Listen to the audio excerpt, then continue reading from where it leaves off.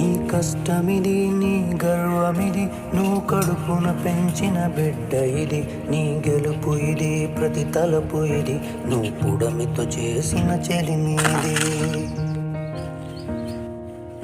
వ్యవసాయమనే నీ సాయముతో